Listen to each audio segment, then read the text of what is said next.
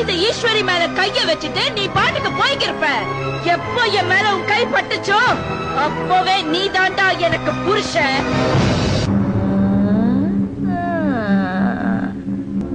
யாருதுங்க? உங்க அப்பா நாத்தாளுமா? அப்போ மாமனார் மாமியாரு ஆச்சரியம் பண்ணுங்க. இது தெரியாம நடந்து போச்சுமா. இவகிட்ட என்னமா பேச்சு?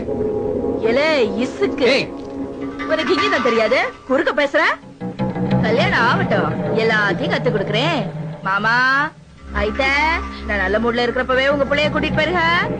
இல்ல இதே மரப்போட நின்னு கொத்தி எடுத்து சொருவிடுவேன்.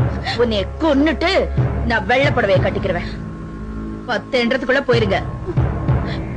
ஏலே மாயே என்ற 1 2 3 4 1 போயிடலாமா கணேசன்? அவன் போயிட்டாங்க. அவன் இல்லடா மாமா.